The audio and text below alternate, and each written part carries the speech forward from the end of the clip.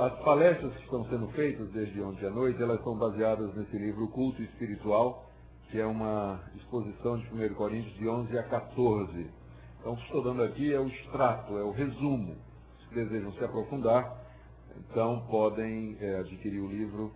Ele tem muitos detalhes, traz toda a literatura, analisa com muito mais profundidade do que eu estou podendo fazer aqui.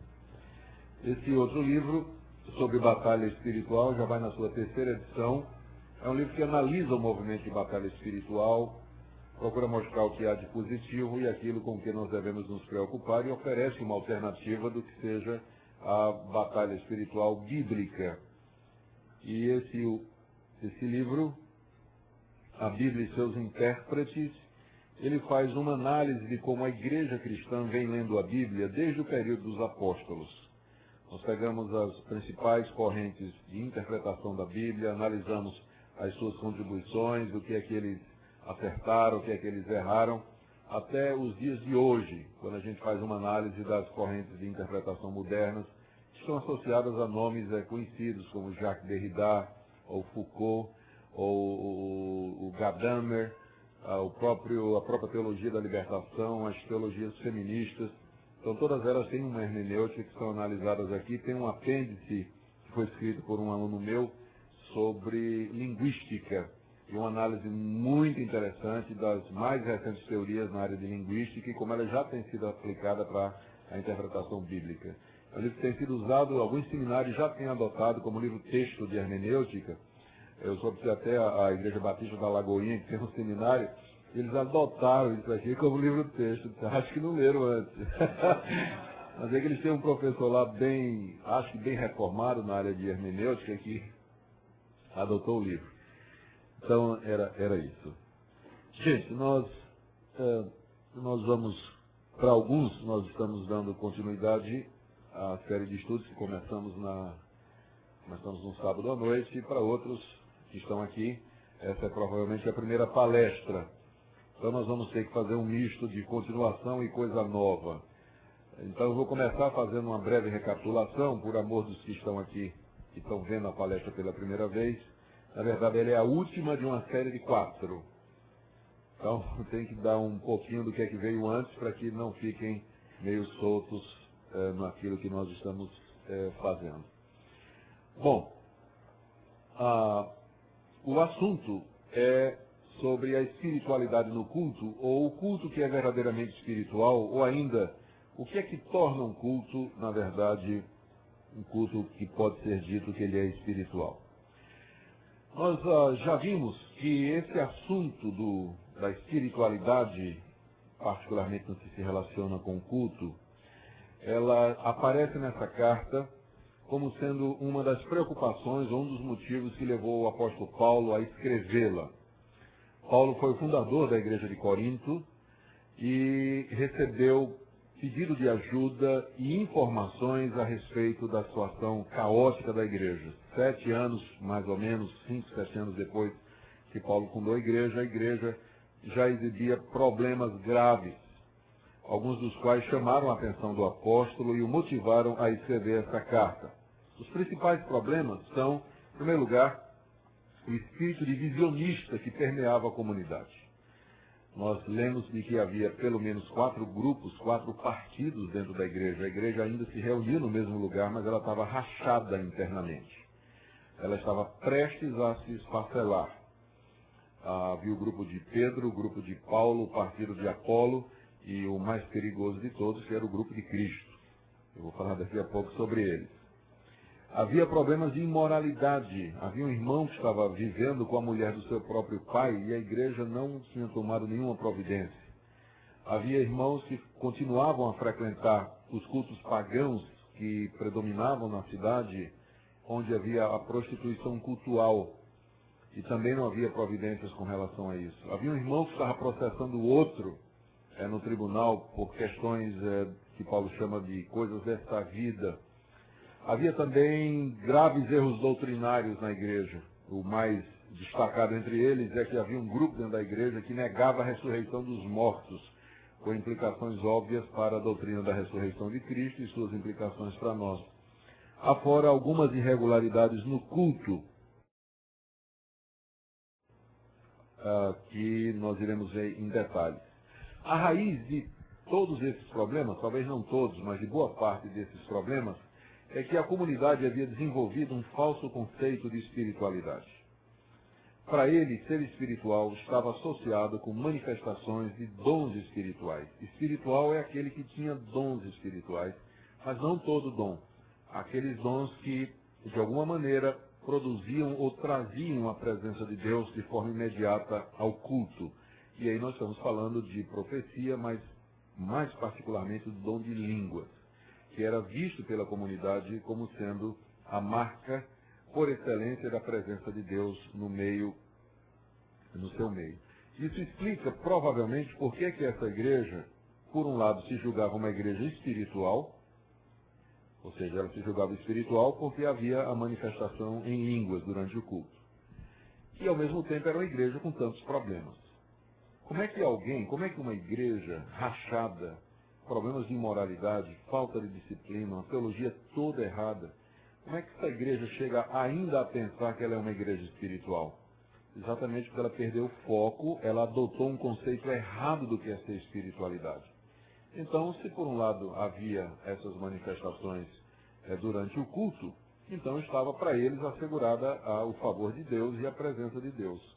E aí questões como a falta de disciplina, os problemas doutrinários eram relegados a uma questão secundária, a um plano secundário, e não recebiam a devida atenção. É assim também que indivíduos acham que são espirituais e estão de bem com Deus, enquanto que a vida deles é um verdadeiro desastre. É porque para eles ser espiritual ou estar de bem com Deus se mede ou pelo sucesso financeiro, ou pela prosperidade econômica, ou por determinadas experiências. Então, há uma desconexão entre espiritualidade e conduta, e vida moral, e doutrina. Por isso, então, as pessoas pensam que estão próximas de Deus, mesmo quando a vida delas e a conduta mostra que alguma coisa está errada. Esse era o problema na igreja de Corinto, um falso conceito de espiritualidade. E nós vimos o grupo dos espirituais de Corinto, que nós procuramos associar com o partido de Cristo, que era exatamente aquele grupinho que durante o culto dominava e controlava o culto e outras sessões da igreja, se julgando inclusive mais espirituais do que o próprio apóstolo Paulo, porque enquanto que outros falavam, eu sou de Paulo, ou de Apolo, ou de Pedro, eles não eram de nenhum homem, eles eram de Cristo, recebiam direto de Cristo, se comunicavam diretamente com Cristo, e tudo que eles eram ensinados diretamente por Cristo, sem mediação humana. É claro que há um sentido em que nós todos somos ensinados por Deus, só que Deus, ao fazer isso, ele vai usar os dons que ele colocou na igreja, entre eles o dom de ensino, o dom de mestre, o dom de pastor. Mas esse grupo não aceitava a autoridade humana. Eles diziam que aceitavam somente a autoridade de Cristo. Então, provavelmente, esse tipo de atitude, ela acaba desenvolvendo uma postura de arrogância espiritual, de isolacionismo, de exclusividade e uma vedação, uma blindagem à crítica. Porque se ela está em contato direto com Cristo, o que ela recebe de Cristo, o que ela percebe de Cristo, não pode ser questionado. E aí então os problemas começaram, nessa primeira carta, menos, mas na segunda que Paulo escreve, a gente já percebe que ele está reagindo fortemente a um grupo da igreja que questionava a sua autoridade apostólica. E nós, juntando, todas essas provas são circunstanciais, não é? Mas a gente sai juntando e formando o contexto. Eu tinha falado no sábado à noite, que tentar reconstruir a situação, lendo a carta de Paulo, é a mesma coisa você entrar numa sala e tem uma pessoa no telefone conversando. Você só está ouvindo o que, é que a pessoa está dizendo, não está ouvindo o que, é que a outra está dizendo. E aí você tem que imaginar qual é a conversa completa e qual é o assunto, só ouvindo o lado da pessoa. Então é mais ou menos o que a gente tenta fazer. Nós temos as cartas de Paulo e pela leitura delas nós tentamos imaginar qual era a situação, qual era o contexto, o que é que teria provocado o apóstolo Paulo a escrever o que ele escreveu. E nós chegamos então a esse quadro de uma igreja que tinha perdido o foco, tinha perdido o rumo, estava, por um lado, bem intencionada, Paulo não questiona em nenhum momento isso, eram crentes, estavam buscando, querendo buscar a Deus, servir a Deus, mas eles estavam no caminho errado para isso. Eram crentes, eles estavam errados, apesar de ser crentes. O fato de que a gente é crente não garante a infalibilidade, né? Nós erramos frequentemente na vida. E essa era uma igreja que estava errada. Ela pensava que ser espiritual era uma coisa, e Paulo coloca o conceito verdadeiro de espiritualidade em contraste para corrigi-los. Então, nós vamos focar na questão dos erros relacionados com o culto, a questão da espiritualidade relacionada com o culto, que é o tema da nossa palestra aqui. Nós vimos algumas coisas. Nós vimos, em primeiro lugar, a questão das mulheres espirituais, como elas queriam, por conta da manifestação dos dons na sua vida, elas queriam participar do culto no mesmo nível dos homens cristãos, o que em si não é errado, só que elas estavam querendo retirar de sobre elas o véu que na cultura do Antigo Oriente significava que a mulher estava debaixo de autoridade. Toda mulher de respeito, honrada, e que estava debaixo de autoridade, ela usava o véu como símbolo disso. E elas queriam orar e profetizar no culto sem o véu. O apóstolo Paulo, então, escreve dizendo que isso não devia ser feito, que é impróprio, só que a argumentação de Paulo não é por uma peça de vestuário. Está preocupado com o conceito que está por detrás, que se expressava culturalmente através daquela peça de vestuário. E ele, então, no fim, pede que a mulher use o véu porque ela está debaixo de autoridade. Nós vimos isso no sábado à noite e também as implicações disso para a questão da ordenação feminina e etc. Depois nós vimos a questão da ceia, porque até a ceia na igreja dos Coríntios era complicada. Aliás, uma igreja com todos esses problemas, o culto tinha que ser complicado, porque o culto é onde desembocam as convicções da igreja, que se manifesta ali o que é que a igreja acredita. E então, se a igreja era complicada desse jeito, o culto da igreja não tinha que ser um culto confuso, desordenado, que não produzia edificação e no qual várias pessoas estavam se aproveitando. A ceia também era complicada. Paulo corrige isso dizendo que Cristo é o centro da ceia e que eles deviam participar dela com discernimento. Depois nós vimos no capítulo 12, como Paulo fala que os dons foram dados para a edificação da igreja. São muitos, contudo promovem a unidade e o alvo é o fim proveitoso, que é a edificação da igreja. Usar os dons em proveito próprio para a autossatisfação, para a sua própria promoção, é de fato torcer aquilo que Deus nos deu. Nós mencionamos o caso, como é fácil isso acontecer. Há ministérios, pastores que receberam o dom da palavra, o dom da pregação, da exposição, o dom da liderança, só que esses dons foram dados para o bem da igreja, para a edificação da igreja. Contudo, eles usam tudo isso para se beneficiarem, ou financeiramente, ou para atingir popularidade, ou para alcançar poder, ou fama, ou domínio, enfim, há um verdadeiro desvirtuamento.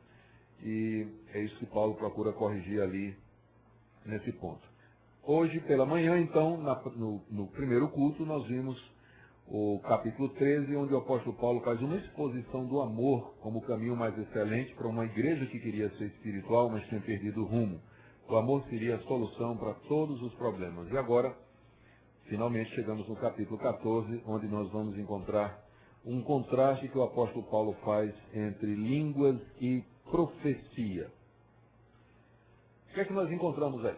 Capítulo 14 começa retomando o que Paulo havia dito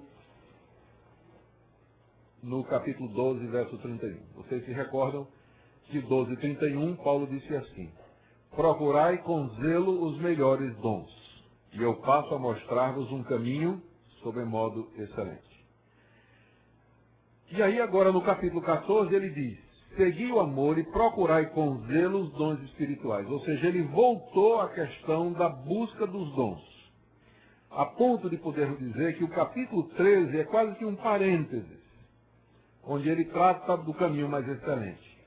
Feito isso, ele retoma o assunto que ele havia deixado no final do capítulo 12, que é a busca dos dons espirituais, e agora ele desenvolve, só que desenvolve sob a forma de uma comparação. Uma comparação entre profecia e línguas.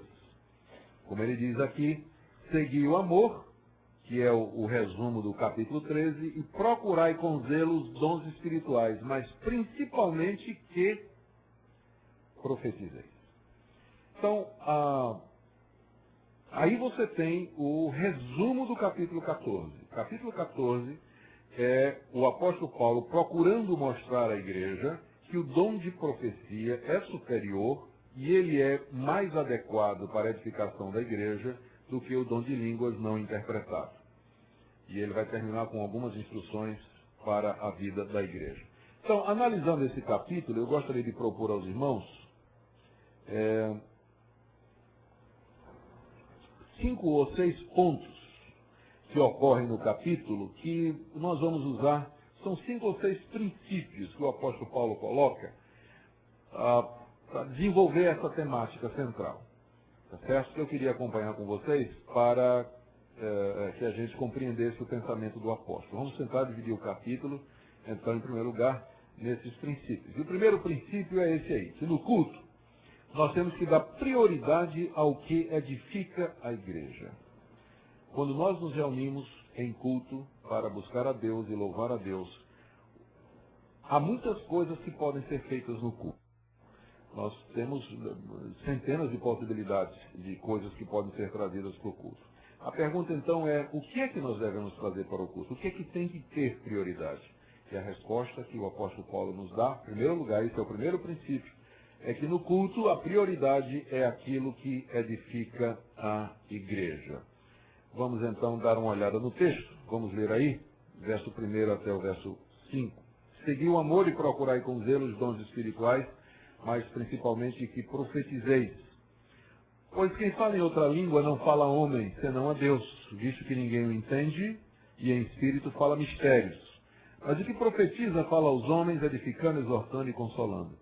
O que fala em outra língua a si mesmo se edifica, mas o que profetiza edifica a igreja. Eu quisera que vós todos falasseis em outras línguas, muito mais, porém, que profetizasseis. Pois quem profetiza é superior ao que fala em outras línguas, salvo se as interpretar para que a igreja receba edificação.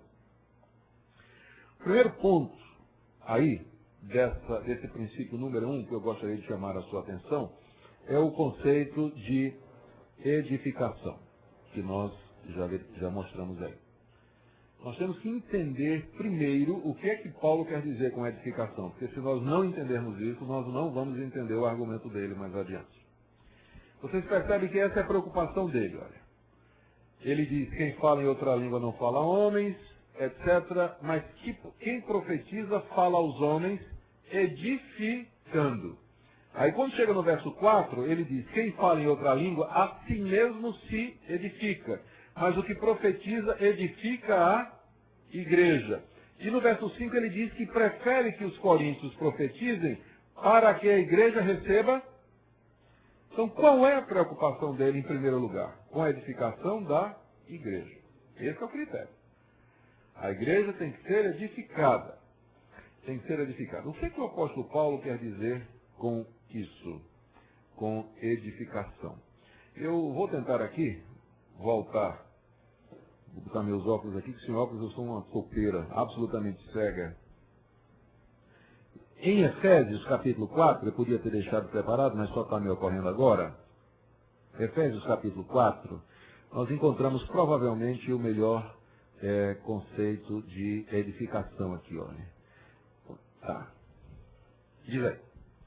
Efésios, capítulo 4, ele está falando dos dons que Deus concedeu à igreja, e ele fala que Deus concedeu uns para apóstolos, outros para profetas, outros para evangelistas, outros para pastores e mestres, com vista ao aperfeiçoamento dos santos, desempenho do seu serviço para a edificação do corpo de Cristo. Até que todos cheguemos à unidade da fé, ao pleno conhecimento do Filho de Deus, à perfeita varonilidade, à medida da estatura da plenitude de Cristo, para que não sejamos como meninos agitados de um lado para o outro, levados ao redor por todo o vento de doutrina, pela dos... Quando a gente pergunta o que Paulo quer dizer por edificação aqui. Então, primeiro, a edificação ela vai ser produzida, pelo que está no verso 11, por aqueles dons ali. Apóstolos, profetas, evangelistas, pastores e mestres. O que esses dons têm em comum? Eles são dons da palavra. Todos eles lidam com a palavra de Deus. Todos eles.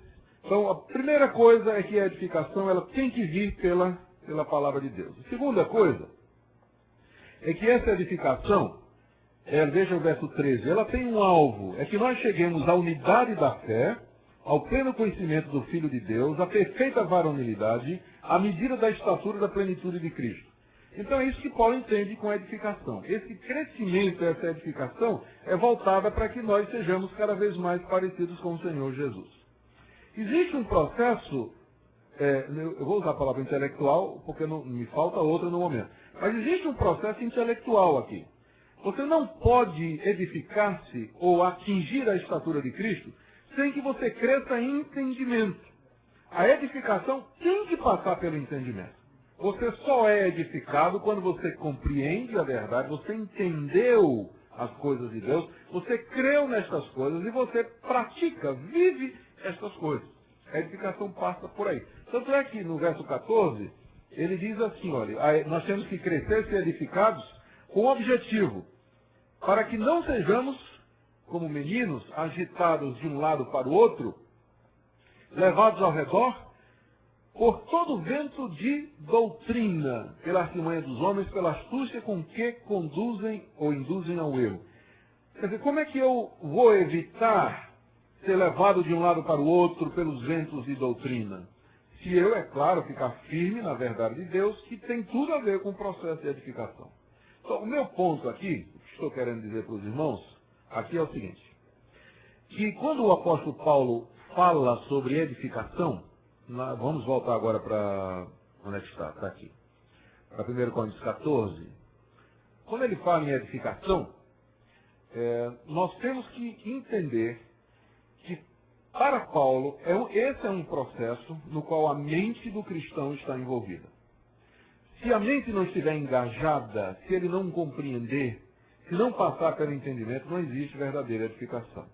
É nesse sentido, então, que línguas não interpretadas, elas são de menor valia para a igreja. Por quê? Porque a igreja não está entendendo o que está sendo dito. Portanto, não há edificação. Por que a profecia, então, tem mais valor? Porque a profecia, qualquer que seja o conceito que venhamos a dar à profecia, ela é feita numa língua inteligível, ela se dirige à igreja, ela traz uma palavra para a igreja. Por isso, edifica a igreja.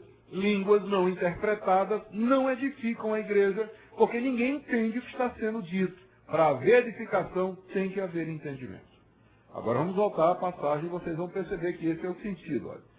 Ele diz, por que ele diz principalmente que profetizei? Agora vem um contraste. Quem fala em língua, sim, só um pequeno detalhe. A expressão outra não está no original grego. Isso é uma daquelas coisas que os nossos tradutores resolvem fazer para ajudar e acaba complicando. E literalmente no original diz assim, quem fala em língua. Quem fala em língua. Eu quisera que todos vós falasseis em línguas. Não tem outra e não tem outras. Isso foram os nossos tradutores que colocaram para que a gente entendesse que não é língua, mas outra coisa. E o problema é que a palavra outra aí sugere de que se trata de um outro tipo de língua. Quando, na verdade, nós vamos ver na análise de 1 Coríntios 14, que não parece que o apóstolo Paulo, quando fala do dom de línguas, ele está pensando em glossolalia. Quer dizer, simplesmente você falar blá, blá, blá, blá, blá, palavras desconectadas sem sentido. São idiomas humanos faladas pelo Espírito Santo, no poder do Espírito Santo. A palavra outras aí prejudica essa compreensão, mas é uma interpolação dos nossos tradutores. Eles não tinham direito de fazer isso. Na minha Bíblia eu coloquei esse outras tudo em colchete. Na Bíblia em português, né? Porque no original não tem. É uma tentativa de interpretação deles que acaba complicando. A versão Almeida atualizada, mas a versão Almeida corrigida, ela também tem outra, só que ela colocou em itálico. Se você tem Almeida corrigida, você vai ver que ela colocou outras em itálico, que é a maneira que eles têm de indicar de que isso não está no original. Eles colocaram para tentar facilitar a compreensão, mas no meu entendimento prejudica. Tá certo? No meu entendimento prejudica. À medida que a gente vai progredindo, vocês vão ver a minha argumentação e depois a gente discute no final. Tá bom? Então veja só. Quem fala em língua não fala a homem senão a Deus, visto que ninguém o entende, e Espírito fala mistérios. Então veja bem, o que isso significa? Significa que quando a pessoa está falando em línguas, ela está falando num idioma que eu não entendo, e, portanto, o que ela fala é mistério. Só Deus o entende, ou só Deus a entende. É por isso que Paulo diz que quem fala em outra língua fala a Deus. Ela não está se dirigindo à igreja porque a igreja não sabe o que está sendo dito. Só quem percebe é a Deus, porque Deus conhece todos os idiomas. Não é que fala de mistérios, ela fala...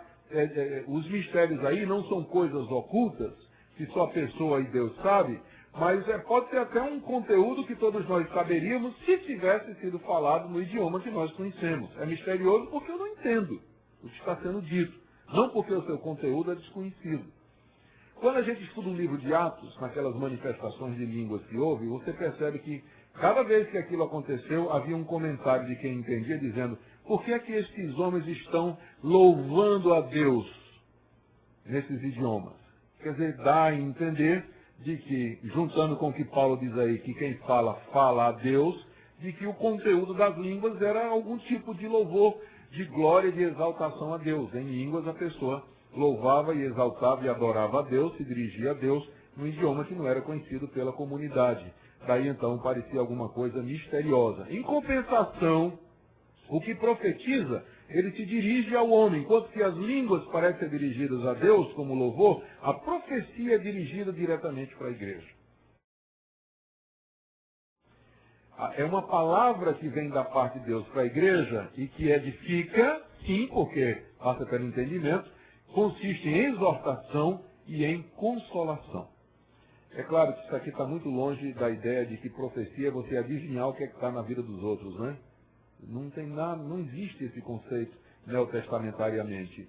As duas únicas vezes em que você tem um profeta neotestamentário falando do futuro, não foi para adivinhar o que é que está oculto na vida de ninguém, mas para dizer o que é que ia acontecer, uma fome que aconteceu na Judéia, e que Paulo haveria de ser preso. E foi o mesmo cidadão chamado Ágabo. As duas únicas vezes em que um profeta, no Novo Testamento, ele faz o papel de profecia predictiva. A tarefa dos profetas neotestamentários nas igrejas locais era edificar, exortar e consolar as comunidades. E eles faziam isso trazendo uma palavra de Deus para o momento. Eles falavam de impromptu, eles falavam extempore, à medida que eles sentiam que Deus os estava levantando para falar e dizer aquilo. E aí que está a diferença entre eles e os mestres, porque os mestres já tinham um compromisso de alimentar a igreja regularmente. Toda reunião eles já tinham um compromisso, era essa a função deles. O profeta não tinha, ele falava quando Deus o impulsionava a falar. Ele podia falar ou podia não falar. Isso tudo dependia do que Paulo chama de revelação, que nós vamos, quando chegar mais adiante, no verso 28, a gente vai chegar. Então, aqui está o primeiro contraste. Quem fala em outra língua, fala a Deus, ninguém entende, portanto, ninguém é edificado. Mas quem profetiza, fala aos homens. Assim, olha, outro contraste. Quem fala em outra língua, a si mesmo se edifica, mas o profeta edifica a igreja. John Stott, comentando esse verso, diz que Paulo está usando de ironia aqui, ou até de uma contradição. Porque se só existe edificação, se você entende, como é que quem fala em línguas a si mesmo se edifica? A pessoa não entende o que é que ela está falando. Então, que edificação própria é essa? Stott diz que Paulo está ironizando, porque está dizendo que o único proveito que há em você falar línguas, que ninguém entende, nem você, é um proveito pessoal como quem às vezes faz uma coisa para Deus. Eu sei o que é isso, eu sei que quem fala em público sabe o que é isso. A gente fala a palavra, ou exerce algum dom em público, há uma satisfação íntima de você poder ser útil na obra de Deus. E é uma espécie de autogratificação que a gente sente. Talvez seja isso. A pessoa que está falando em línguas, ela não entende o que ela está dizendo, a igreja não entende, ninguém é edificado. O único proveito é que a pessoa sabe que Deus falou, Deus a usou. Mesmo que a igreja, ele próprio, não tenha edificação, não conheça o que está sendo dito. Em compensação, o profeta edifica a igreja toda. Aí então vem o ponto de Paulo aqui, quando ele diz que quem fala, ele diz que ele não proíbe, claro, ele diz: eu quero que vocês todos falem em línguas, muito mais, porém, que profetizem, pois quem profetiza é superior ao que fala em línguas, salvo se houver interpretação, para que a igreja seja edificada. Então aqui, Está na cara, está óbvio que o apóstolo Paulo está dando à igreja a prioridade a quê? Línguas ou profecia? Profecia, óbvio. Por quê? Porque o alvo da nossa reunião é a edificação dos irmãos. Línguas não interpretadas, elas não contribuem para isso, então elas não têm lugar. Não pode ter lugar no culto línguas não interpretadas. Não edifica a igreja. Não edifica. O que edifica é, de fato, a profecia, não é? Palavra pregada e falada. Tudo bem. Note que Paulo não está proibindo, ele está regulamentando. Vamos agora para o segundo princípio que nós queremos colocar. Esse aí. Para que sejam aproveitados, os dons têm que ser inteligíveis. Ou eu tiraria a palavra dom e colocaria tudo que é feito no culto tem que ser inteligível para poder ser aproveitado. Só não aproveito nenhum. Tá certo? Eu sou até um pouco radical nisso aí. E, às vezes, eu sei que é bonito, mas eu já vi isso acontecer em algumas igrejas, que o culto vai começar e vem alguém cantar uma música de Bach em latim para a igreja. Vai cantar. É lindo tal, mas eu não conheço o latim, eu não sei o que é que aquela música está dizendo, eu não sei qual o conteúdo daquilo ali. Quer dizer, qual é a edificação de ouvir uma música em latim, ainda que seja de Bach no culto? Eu sei que tem gente que vai me questionar. Mas eu quero lembrar vocês o seguinte: quando a reforma protestante começou, os cultos eram feitos em latim. E adivinhem qual foi o texto que os reformadores usaram para acabar com o latim no culto? 1 Coríntios 14. Ninguém entende. A igreja não é edificada. Então, quando nós, protestantes reformados, reintroduzimos no culto manifestações que não são entendidas pela igreja, nós estamos voltando à Idade Média. Os reformadores já acabaram com isso. Já acabaram com isso. Estão voltando à Idade Média. Então, para que seja aproveitado, tem que ser inteligível. Veja como Paulo, ele não coloca, ele não se exclui dessa regra, porque ele diz assim: irmãos, vai dizer no verso 6, se eu for ter convosco, ele próprio se inclui na regra, para mostrar que não há exceção. Se o grande apóstolo Paulo fosse lá na igreja falando em línguas, ele não aproveitaria para ninguém.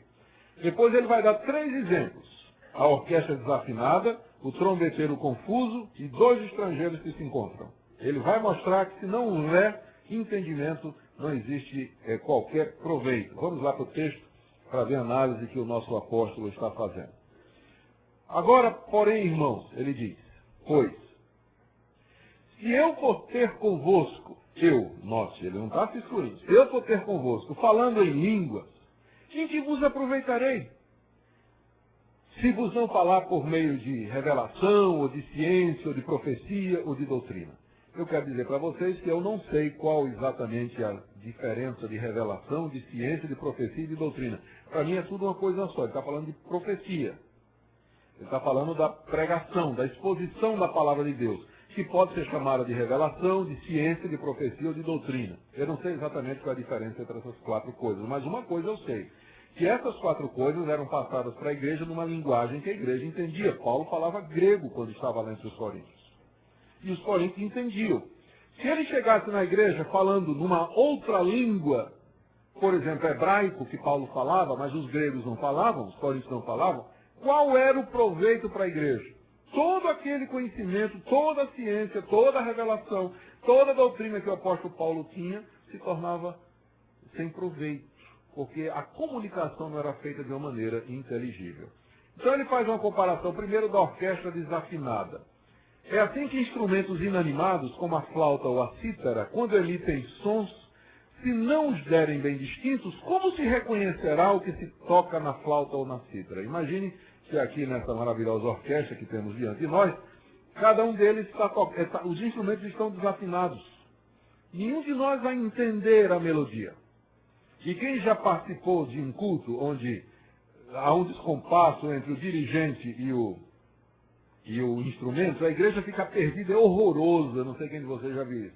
é horroroso. Ou então um coral onde as vozes estão desafinadas, o som não sai distinto, você não sabe qual é a melodia. É um negócio desagradável. Uma orquestra desafinada, um coral desafinado. A melodia não se percebe. Paulo compara o falar em língua sem interpretação na igreja a instrumentos que não dão um som bem distinto. Você não sabe, você está ouvindo a pessoa falando em línguas ali, não produz efeito nenhum. Então, segunda comparação. Se a trombeta der som incerto, quem se preparará para a batalha? Eu, quando fiz o exército, servi o CPOR, a primeira coisa que eu tive que aprender foi ordem unida. Me lembro do sargento Silva, um sujeito baixinho assim. E nós, recrutas, na verdade eram aspirantes, né? Nós íamos sair oficiais do exército, nós tínhamos que aprender ordem unida. Ordem unida é assim, o Silva gritava, em frente, marcha, e nós tínhamos que sair marchando, tudo juntinho, tudo direitinho, no mesmo passo, na mesma direção. A gente andava ali, meia volta, vou ver, lá na frente a gente fazia meia volta, tá. Aí, depois de um tempo, quando a gente aprendia os comandos, o Silva chamava um cabo corneteiro.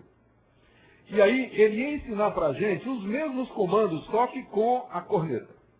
Então, um toque breve, um toque curto, em frente. Aí, se eu dizia meia volta para o corneteiro já sabia como era a meia volta, né? 2 toques breves e um curto. Aí a gente ouvia, a gente já sabia o que é que Silva queria, porque o corneteiro deu o som tranquilo. A gente fazia meia volta e voltava. Agora imagine que a gente fosse numa guerra, estava numa guerra, e nós tínhamos aprendido a avançar, recuar, à direita, à esquerda, e no meio do combate o Silva dizia para o cabo corneteiro, toca avançar. E ele ficava confuso, e em vez de avançar, ele tocava recuar. Ou em vez de tocar à direita, ele misturava o toque e tocava para a esquerda. O exército ia entrar numa completa confusão. Ia ser um caos. É exatamente isso que Paulo está dizendo. As pessoas estão falando em línguas na igreja e a gente fica perguntando qual é a ordem que Deus está dando? O que é que o comandante está nos dizendo? Não estou entendendo nada. Quem que vai se preparar para a batalha se as ordens não são claras e legíveis? Se o que Deus está falando não me é dado a conhecer, se eu não sei o que está sendo dito, quem que se prepara para a batalha? E ele faz essa comparação dizendo aí, assim vós, se com a língua não disserdes palavra compreensível, como se entenderá o que dizeis? Pois porque estareis como se falasseis ao ar. É isso que acontece quando as línguas são faladas na igreja sem interpretação. O pessoal está falando ao ar. A igreja não está sendo edificada nem preparada para o combate ou para a guerra. E, portanto, a confusão é geral. Agora, terceira comparação. Quando 2 estrangeiros se encontram. Quando 2 estrangeiros se encontram e falam a mesma língua, beleza. Eu, quando encontrei a minha esposa, que é holandesa, ela falava português. Foi uma beleza. Agora, se quando eu a encontrei, ela falasse holandês e eu português, ia ser um caos completo, né? Eu teria desistido desse romance maravilhoso, desse casamento. E ela também, primeiro até do que eu. Bom, há sem dúvida muitos tipos de vozes no mundo. Veja só, a palavra vozes, aí, você pode traduzir pela palavra língua. Há, sem dúvida, muitos tipos de línguas no mundo. Nenhum deles, contudo, sem sentido. Mas se eu, pois, ignorar a significação da voz, ou seja, da língua, do idioma, serei estrangeiro para aquele que fala e ele estrangeiro para mim. Então imagine, quando você encontra um estrangeiro, só um detalhe, né? A palavra estrangeiro aqui no grego é bárbaros. Essa palavra bárbaros foi uma palavra cunhada pelos gregos, porque é uma palavra interessante. Tem palavras que são construídas a partir do som. Por exemplo, a palavra clique. Clique com o mouse. Qual a origem do verbo clicar? É o som. Clique, né? Clique, clique. Aí ficou o verbo clicar. Bárbaro foi uma palavra que foi construída a partir do fato de que os gregos, quando eles ouviam alguém falando uma outra língua que eles não entendiam, eles só ouviam assim, bar. Por isso, quem não falava grego era um bárbaro. Bárbaros, que foi traduzido como estrangeiro. Então, quando você está falando em línguas na igreja, você está sendo um bárbaro para mim e eu um bárbaro para você, porque nem eu não entendo. Tá certo? Eu não entendo. Tem muitas línguas no mundo e todas elas têm sentido. Mas se você está falando num idioma que eu não conheço, em vez de nos aproximar, isso na verdade nos separa. Quando se fala línguas na igreja, você faz uma separação. Nós passamos a ser estrangeiros. Nós não nos compreendemos. Não faz sentido para nós. Tá? Então, essa é a terceira comparação de Paulo. Aí, então, ele diz, assim também vós. Pronto. Aqui é que tem um ponto, viu? Essa vírgula aí, na verdade, é um ponto. Se eu ignorar a significação da voz, serei estrangeiro para aquele que fala, e ele estrangeiro para mim, assim também vós. Ponto. Devia ter terminado aí. Eu falo com muita liberdade, porque não foi Paulo que escreveu os pontos e as vírgulas, né? Vocês sabem que no grego não tinha ponto e vírgula. Isso aí são os nossos tradutores. E eu acho que os tradutores, eu acho que a frase terminava aqui, ó. Assim também vós. O novo assunto começa aqui, com V maiúsculo. Visto que desejais dons espirituais, procurai progredir, e assim por diante. Bom, mas isso é outra conversa. O ponto aqui do apóstolo Paulo é esse. Voltamos ao segundo princípio. Para que os dons sejam aproveitados na igreja, eles têm que ser inteligíveis. As manifestações têm que ser entendidas. Senão vai ser como uma orquestra desafinada, um corneteiro confuso e dois bárbaros que se encontram falando cada um o seu próprio idioma. É a mesma coisa, línguas faladas sem interpretação na igreja. Elas não servem, elas não têm utilidade. Parece que esse capítulo está faltando na Bíblia de um monte de gente, não é? Vamos aqui continuar? Vamos para o verso 12 agora, que nós temos mais um princípio. Vamos para o terceiro princípio que o apóstolo Paulo coloca, que é o seguinte. A espiritualidade não é contrária ao entendimento. Nós vamos ver que Paulo desafia a igreja a progredir. Se eles querem dons espirituais, que eles progridam. Só que o progresso consistiria em procurar interpretar as línguas. Para que as línguas sejam proveitosas para a igreja, elas têm que ser interpretadas. Ele vai falar mais uma vez que não há edificação sem entendimento, e vai falar que o nosso interesse no culto é a edificação do próximo. E esse deve ser o critério que vai nos guiar naquilo que deve fazer parte ou não do culto. Vamos então para o nosso texto. Aí está o verso 12. Assim também vós, ponto. Aquilo ali faz parte da parte anterior. Vamos começar no visto. Visto que desejais dons espirituais, procurai progredir para a edificação da igreja. Estão notando a preocupação de Paulo? Qual é a preocupação dele o tempo todo? Vocês querem dons espirituais? Só um detalhe aqui, só uma curiosidade. Eu não sei se eu devia falar isso, mas eu vou falar. Vou deixar um incêndio para o reverendo Antônio apagar depois, é a equipe pastoral. Essa palavra dons espirituais aqui, ela também não existe no original. No original, o que tem é a palavra pneumaton, que traduzido literalmente significa espíritos. Então, o que Paulo estaria dizendo literalmente é, visto que desejais espíritos. Aí, Dr. Russell Shedd pegou esse texto e defendeu de que existe uma relação entre anjos e dons espirituais. Vocês já devem ter ouvido Shedd falar sobre isso. E o texto que ele usa é isso aí. Ele dizia que a igreja de Corinto buscava a presença dos anjos. Lembra que eu falei por causa dos anjos, da mulher? Lembra que a gente analisou esse texto? Então ele junta com aquilo ali e diz que a igreja de Corinto era uma igreja que desejava anjos. A manifestação dos anjos. Queria a presença dos anjos no meio deles, porque os anjos eram os ministradores dos dons espirituais. E aí o Dr. Shedd fala a respeito dos anjos neutros, né? Quer dizer, de uma ação neutra dos anjos. Não é nem necessariamente boa, nem necessariamente maligna, mas os anjos ministram determinados poderes. E aí ele procura explicar fenômenos que não têm explicação. E o que ele gosta de usar é aquele fenômeno da varinha, é um fenômeno que existe. Se você pegar uma forquilha de madeira, você sair andando assim num deserto, de repente, onde tiver uma fonte subterrânea de água, a forquilha vai vergar. Então, essas coisas assim que parecem sobrenaturais e tudo, Shedd atribui a ação de anjos, né? Nós tivemos uma longa conversa com o Dr. Scherer, que nós estimamos e amamos muito, para mim é o maior intérprete no Brasil hoje do Novo Testamento, para discordar fraternalmente com ele. Ele disse que tem um livro sobre isso, mas só vai publicar quando ele morrer. Quando ele morrer, aí vai mandar publicar. Eu digo, ótimo, porque se morrer e você estiver vivo, nós vamos brigar. Tá certo? Ele prometeu que só vai ser publicado quando ele morrer, esse livro. Tá certo? Mas não deixa de ser, no mínimo, curioso, que literalmente no grego, visto que desejais espíritos. Só vocês não pensarem que eu estou brincando, vou mostrar aqui no grego mesmo, né? Então vocês têm a oportunidade de treinar o grego agora.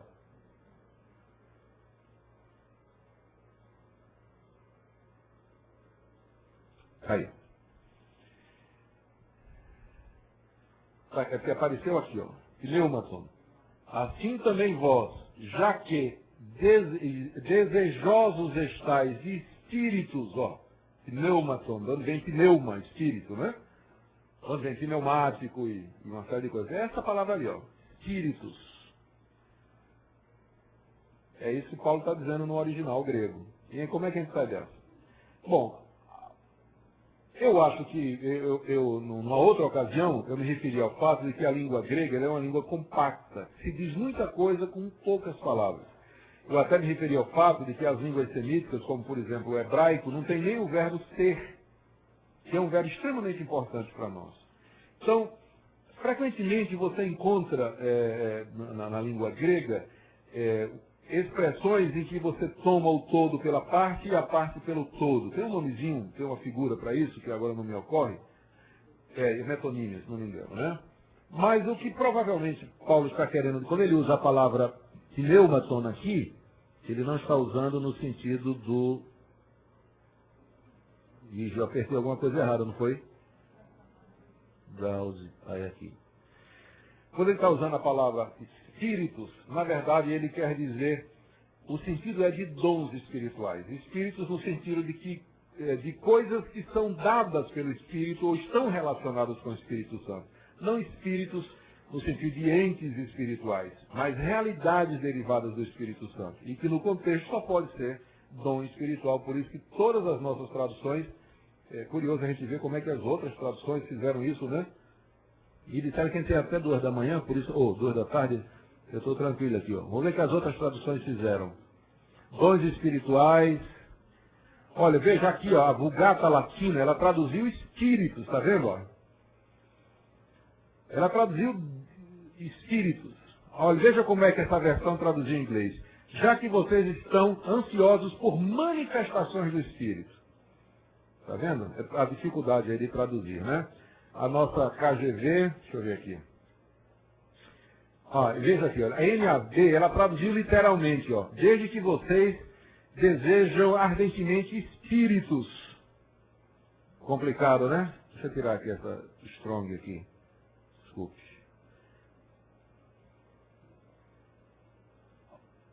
A KGV colocou spiritual gifts, notou que ele botou gifts em itálico? É porque não tem no original. NAB Spirit, essa outra aqui é outra versão. Spiritual Gifts, está vendo a NAS, a NVI, Spiritual Gifts, a NIB, que é a NVI em inglês, Spiritual Gifts. Veja como é a nova, essa daqui, a NGB, ela traduziu, poderes espirituais. E por aí vai. Então, as traduções, elas tentaram fazer aí de diversas maneiras, mas a dificuldade existe, né? Deixa eu voltar aqui para minha continha. Pronto. Bom, de qualquer forma, fica estabelecido aí a questão de que é realmente dom espiritual. Bom, os coríntios desejavam dons espirituais, ou manifestações, ou poderes espirituais. Eles queriam isso aí. Era uma igreja voltada, era uma igreja que queria a manifestação de Deus no meio deles. Paulo já havia corrigido isso no capítulo 13, dizendo que o caminho mais excelente é o amor. Não nega que se possa buscar os poderes espirituais. Mas nesse caso ali, eles tinham que progredir. Porque eles falar em línguas não era o ponto. E para isso eles tinham que, aí está a exortação. Pelo que o que fala em outra língua deve orar para que a possa interpretar. E aí vem o ponto que eu queria trazer para vocês. Está aqui, olha. Porque se eu orar em outra língua, o meu espírito ora de fato, mas a minha mente fica...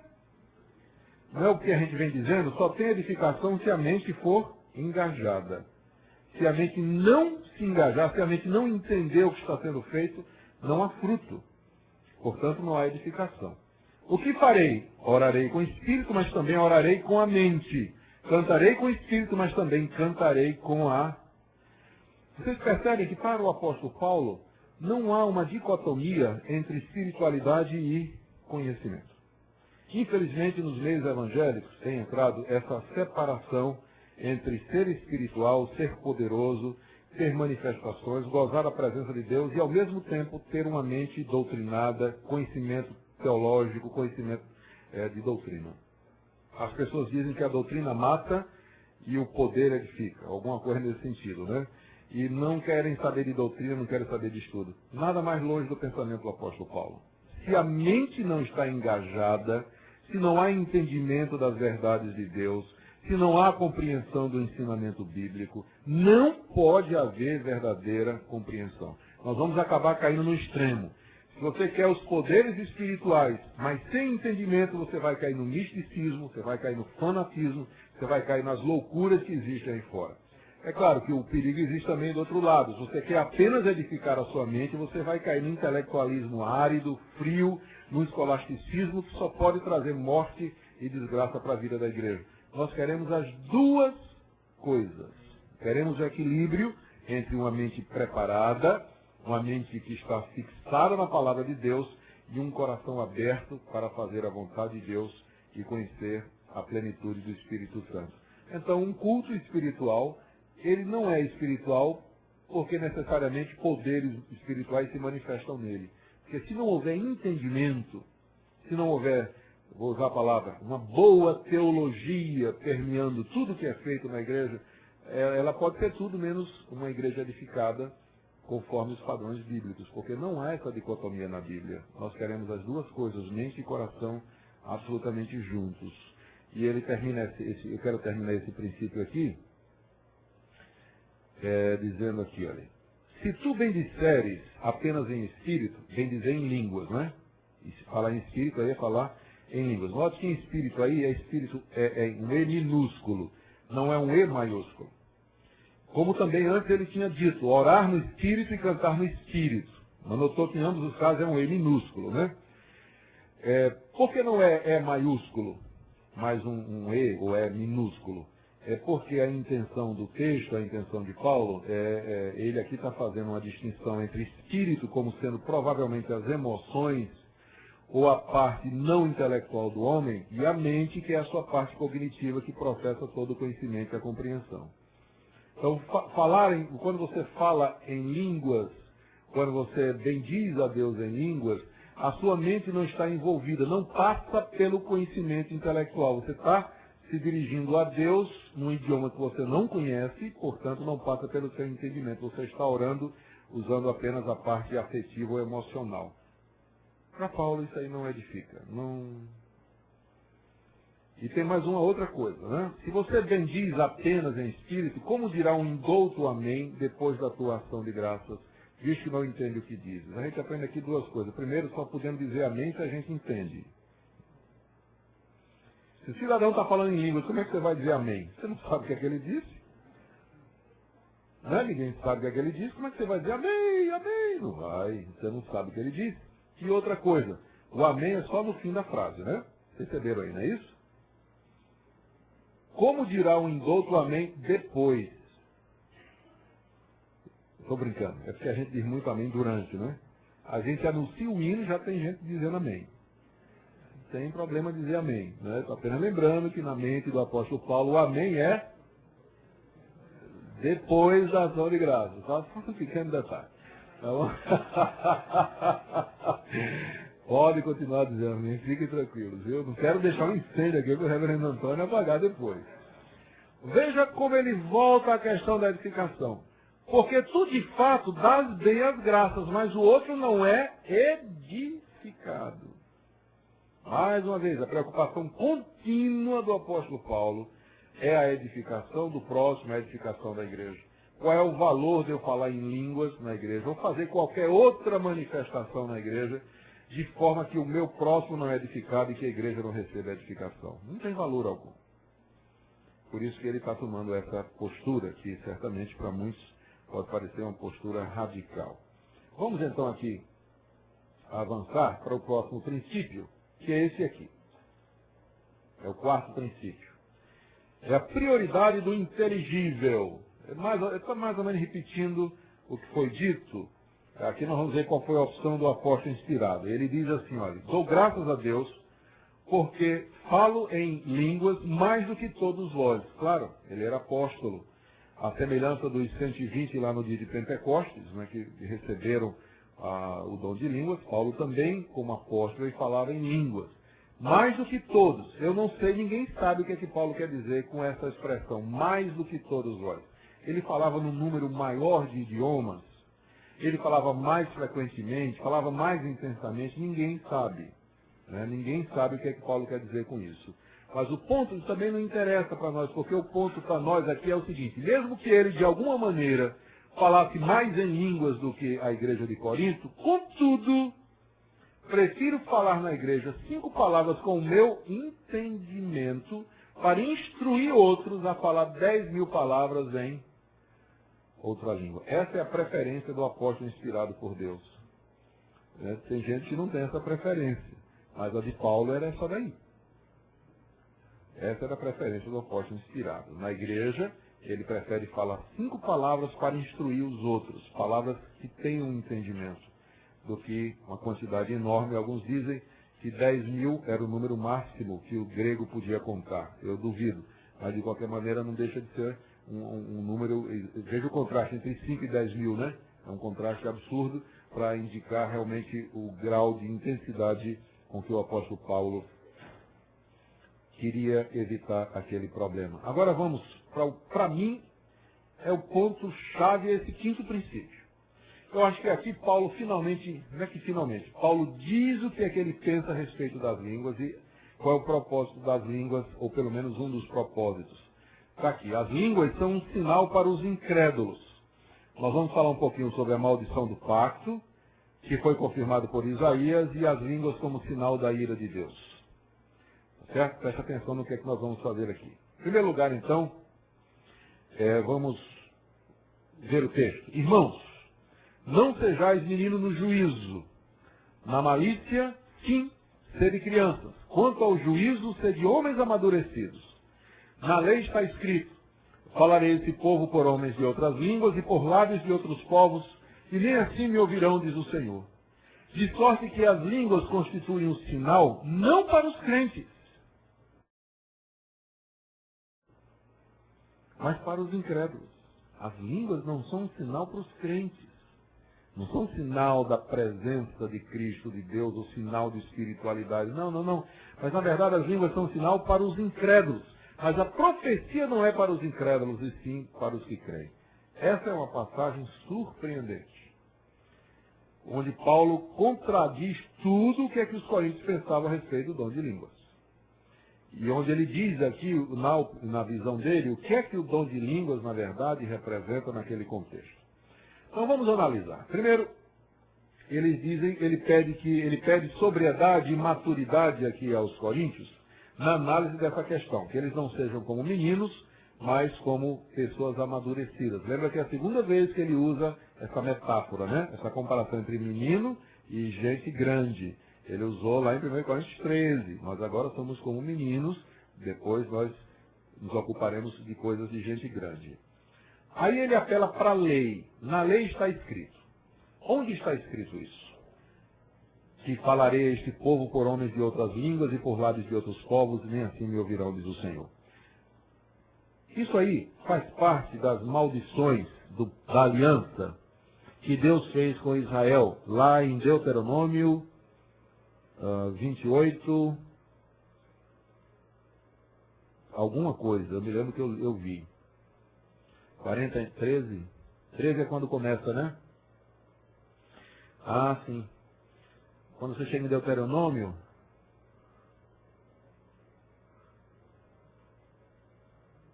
é um pouquinho mais para baixo.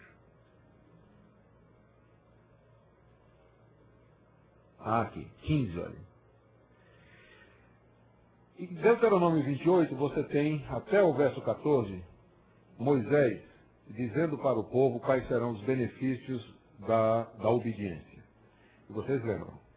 Ele começa o capítulo 28 dizendo que vocês cuidarem em cumprir esses mandamentos e os guardardes, o Senhor fará vir sobre ti bênçãos. Aí ele faz uma descrição, vai até o verso 14 falando das bênçãos que Deus dará em recompensa para a obediência. A partir do verso 15 muda, né, porque o pacto ele não somente implicava em bênçãos, mas também em disciplina no caso de desobediência.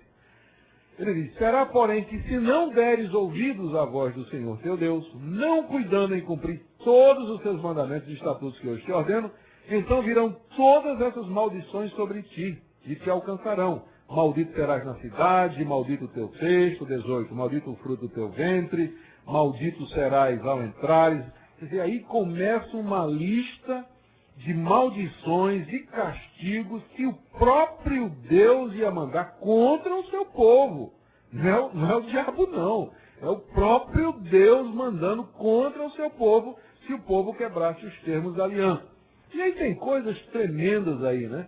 Coisas terríveis. Veja só, peste, o verso 21. O Senhor fará que a pestilência se... Vê o que diz o verso 22, gente. Veja que coisa horrorosa, olha. O Senhor te ferirá com tísica, com febre, com inflamação, com calor ardente, secura, com crestamento, com a ferrugem. Veja só, o próprio Deus fazendo isso com o seu povo, quando o povo desobedecesse a Deus. E a lista continua. Veja essa daí, olha, o verso 27. Essa para mim é horrorosa. Veja o que é que diz aí. O Senhor te ferirá com as úlceras, com tumor, com sarna, prurido. Prurido é coceira. Com que você não possa se curar. Tem coisa pior do que uma coceira que não...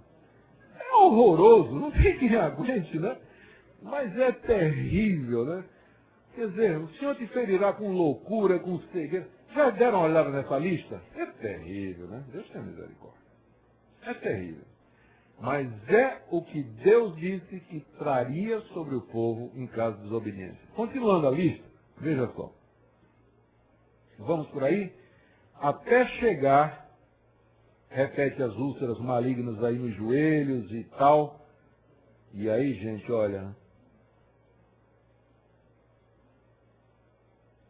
Aqui, ó. Pronto. Aqui onde nós chegamos. Parte das maldições do pacto e da aliança era essa daqui.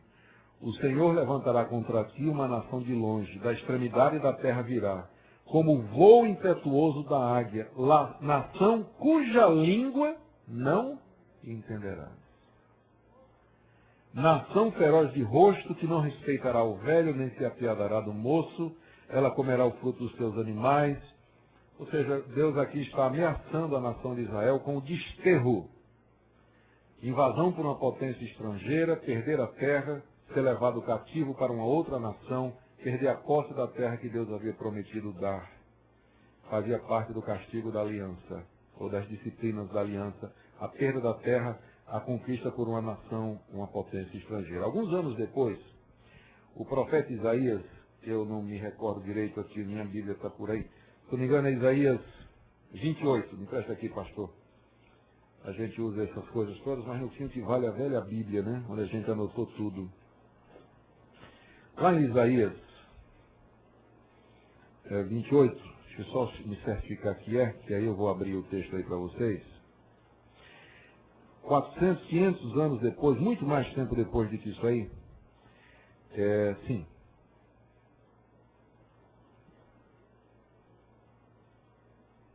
Exatamente, Isaías 28, a partir do verso 10. O profeta Isaías, falando ao povo de Deus, numa situação de iminente juízo, 28, 10. Uma situação de iminente juízo. Deus estava falando ao povo, através de Isaías, chamando o povo a se arrepender. O povo praticava a idolatria, o povo fazia o que era errado. E aí o povo se queixava dizendo, mas é muita coisa. É preceito sobre preceito. Essa lei de Deus é muito complicada. É muita... Quem que pode suportar? É muita norma. preceito sobre preceito, preceito e mais preceito, regra sobre regra, regra e mais regra, um pouco aqui, um pouco ali. Ninguém aguenta a lei de Moisés. Deus é injusto. Esses profetas estão querendo muita coisa, esses mestres, os sacerdotes que ensinam a lei, é uma carga muito pesada. Nós não podemos fazer esse tipo de coisa. Aí o profeta, é como se Deus dissesse assim, vocês não querem escutar a minha lei? Vocês não estão ouvindo a minha maneira de falar? Então eu vou falar a vocês de uma outra maneira. Pelo que por lábios gaguejantes e por língua estranha falará o Senhor a este povo. Estão percebendo o que é que Isaías está dizendo aqui? Vocês não querem me ouvir? Então eu vou falar a vocês através de uma língua estranha. O que é que imediatamente isso lembrava? O castigo prometido em Deuteronômio. O que significava Deus falar ao seu povo através de uma língua estranha? Significava o seguinte, Deus ia trazer aquela potência estrangeira que falava numa língua que eles não entendiam para executar o juízo de Deus contra eles. Então, ouvir, quando o israelita ouvisse a voz do soldado estrangeiro, numa língua que ele não entendia, à beira das suas muralhas, ele sabia que o juízo de Deus estava próximo a se derramar sobre ele. Jeremias diz a mesma coisa, se não me engano é Jeremias 5, se não for é 15. Frank, me diga quando estiver próximo de terminar, viu? Por favor. E aí eu me apresso para o fim. 10 minutos. Exatamente. Veja só, olha. Jeremias 15, 5.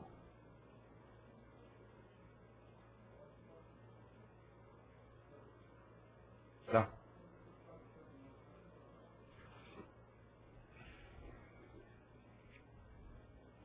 Ué? Aliás, é 5,15, né?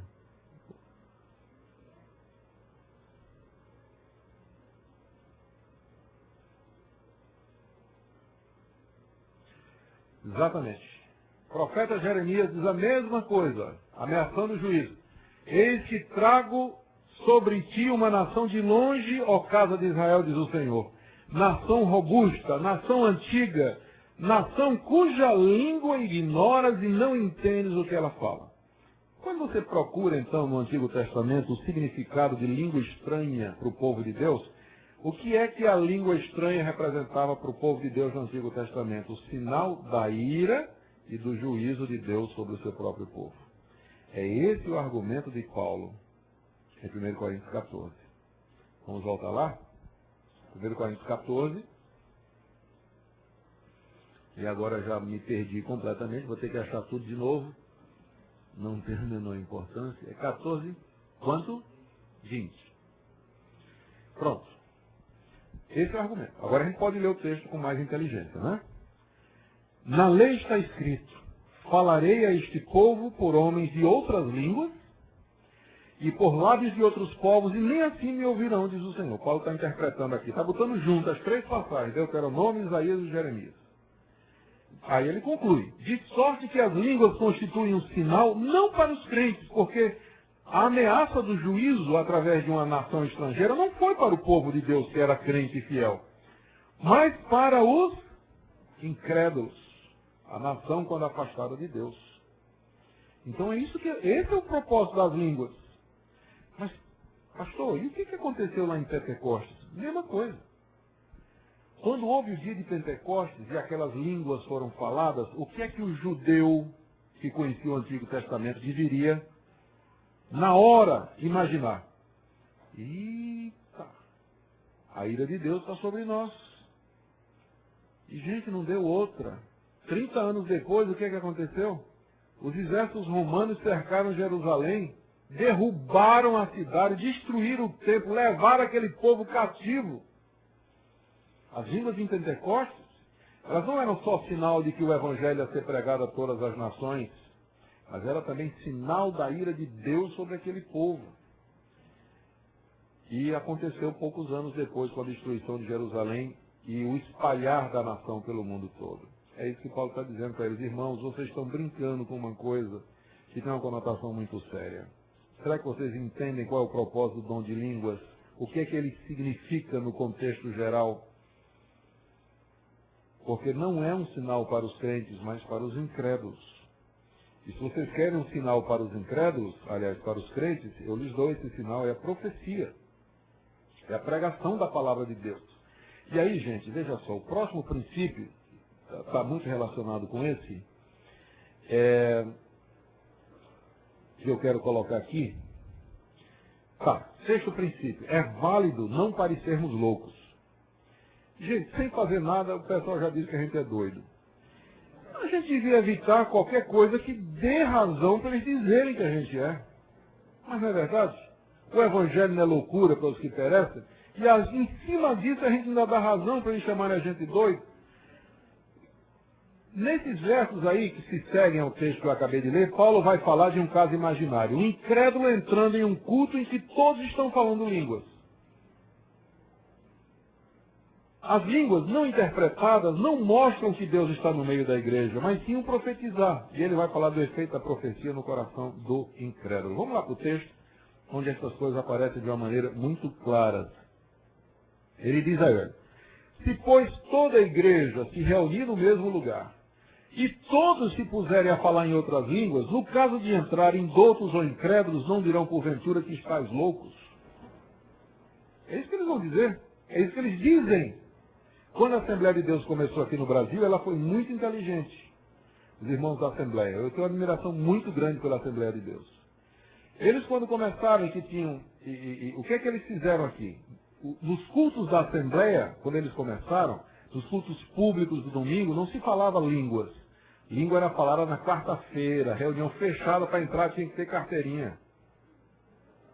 Tá certo, tá certo. Porque se deixar aberto para os incrédulos, o incrédulo entrar, vai dizer o quê? Está todo mundo doido aqui. Que doideira, que loucura. Mas até esse equilíbrio, esse bom senso se perdeu. Você liga a televisão, está lá o cidadão pregando e ralabalabalaxi e tal, e vai... Meu Deus, ninguém interpreta, ninguém... O que o público pensa disso? Você ouve o programa de rádio, está lá o cara falando em língua. O que o... É válido que a gente não pareça louco, gente. É Paulo que diz aqui. Se a igreja está reunida, todo mundo está falando em língua, e entra um incrédulo, ele vai dizer, Deus está no meio de vós. Ele vai dizer isso. Ele vai dizer, esse cara está tudo é doido. Está tudo é doido. Mas é assim que eles dizem, a verdade é essa. Né? Então, porém, se todos profetizarem, e entrar algum incrédulo ou indouto, ele por todos é convencido e por todos julgado. Tornam-se-lhe manifestos os segredos do coração. E assim, prostrando-se com a face em terra, adorará a Deus, testemunhando que Deus está de fato no meio de vós. Como é que a gente faz com que as pessoas reconheçam que Deus está no meio de nós?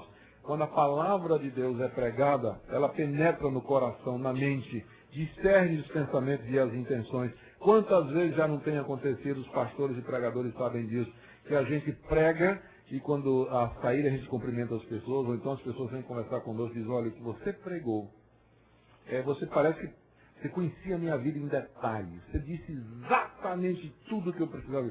Eu vi minha vida passando diante de mim, como um filme quando você estava pregando. Você me enquadrou perfeitamente. É claro que nós somos inocentes, não fizemos isso de propósito, eles não conhecem o que está no coração das pessoas.